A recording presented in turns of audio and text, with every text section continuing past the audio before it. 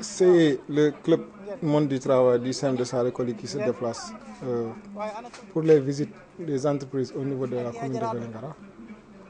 Donc on est en départ comme ça, vous voyez qu'on est en départ sur Vélingara et nous comptons peut-être faire 9 km.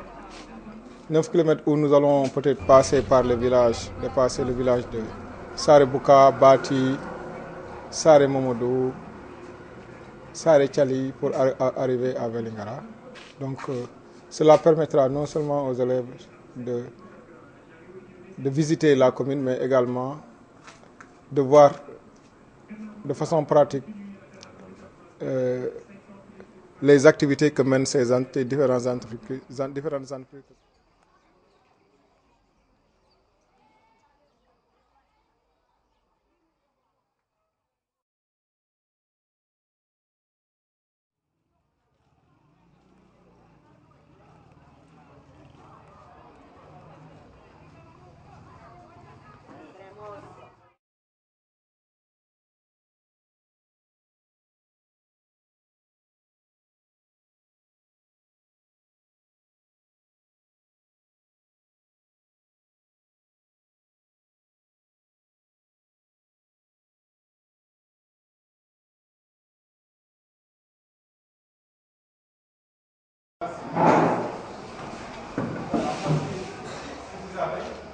Donc c'est président Sané, il est magistrat au niveau du tribunal départemental de Vélingara.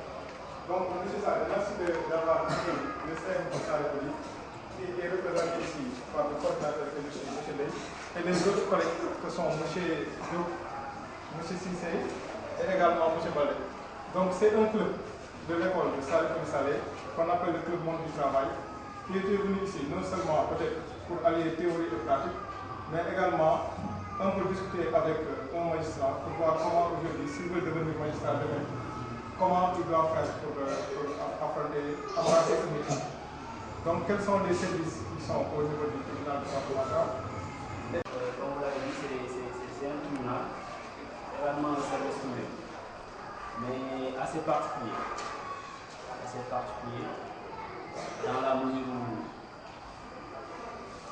il n'est pas bien perçu par les Sénégalais, souvent qui voient de mauvais œil le métier que nous faisons, mais qui est un métier comme tous les autres, régi par des textes, également qui répond à une certaine organisation. Un tribunal, c'est un lieu de travail.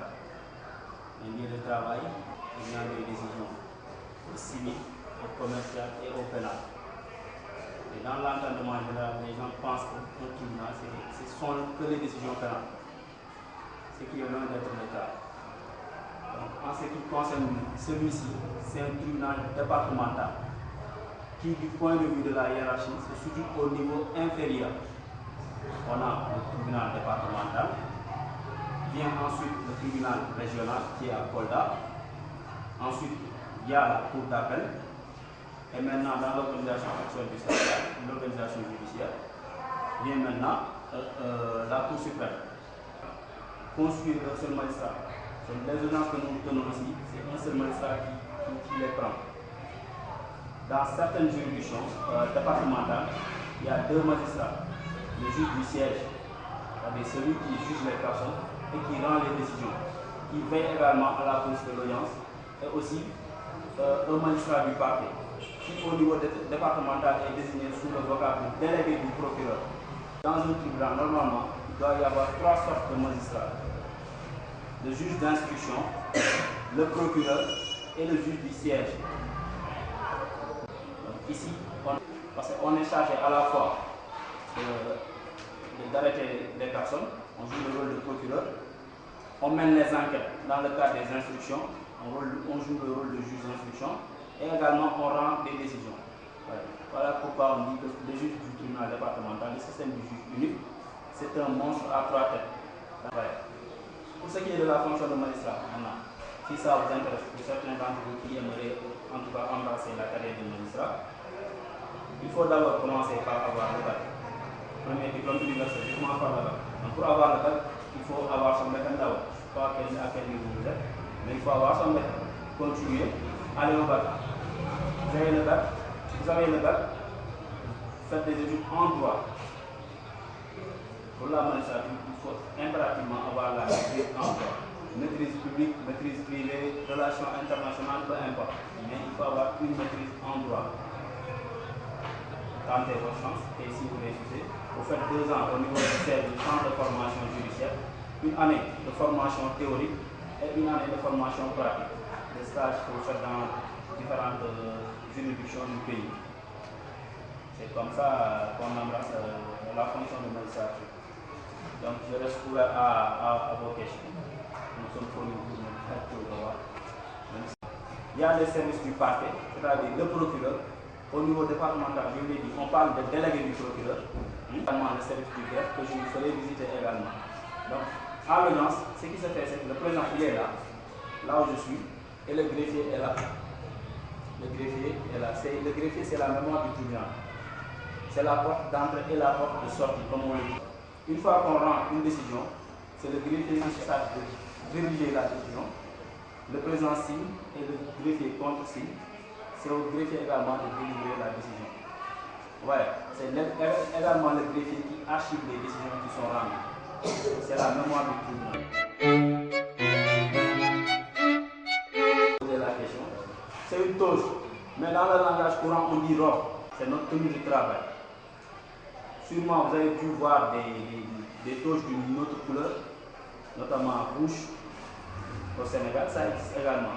Mais c'est au niveau de certaines juridictions et à l'occasion également de certaines cérémonies solennelles. Il faut avoir un certain nombre d'années d'ancienneté pour arborer les toges rouges. Mais si on commence, ce sont ces toges-là noires que l'on porte. Voilà. C'est notre tenue de travail.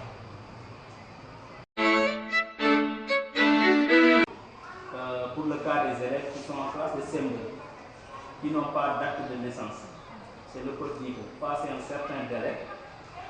Pour avoir un acte de naissance, il faut passer par le tribunal départemental du lieu de naissance. Par exemple, un élève qui est né à Vélingara, qui n'a pas été déclaré dans le délai de 1 an, pour obtenir un extrait, doit passer par le tribunal départemental de Vélingara.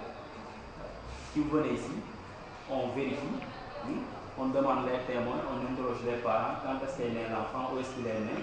Si c'est dans le cadre du tribunal, on autorise à ce qu'on inscrive sa naissance. Donc on prend des décisions.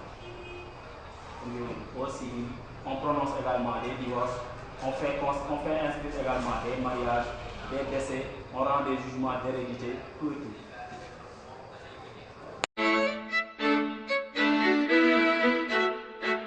Donc la balance, voilà. Il y a 2 côtés, à équidistance, et qui sont également sur le même niveau. Donc le juge, il est censé se comporter comme une balance. L'épée également, c'est la décision qu'il rend.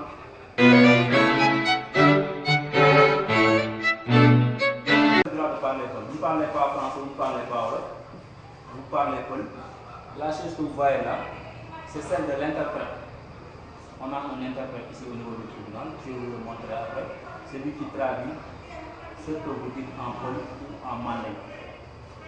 Maintenant, parce que l'interprète qu'on a, lui, il ne parle que le Paul et le mandé. Il s'est présenté un jour où on a eu des parties qui parlaient de Sarapolais, je pense. Il ne parle pas Sarapolais, notre interprète ne parle pas Sarapolais, alors que les parties ne parlent que Sarapolais.